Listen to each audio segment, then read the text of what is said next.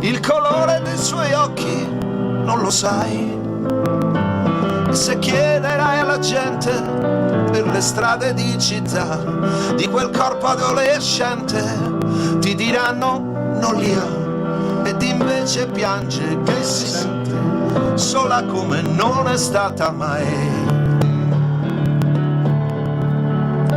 Ma non c'è nessuno che abbia voglia di guardarti dentro ormai, nessuno che arriverebbe alla tua porta per vedere come sei. Chi stringerebbe adesso fra le mani quelle tue, ma era tanto grande e importante quell'amore che ti manca ormai. Mille voci, mille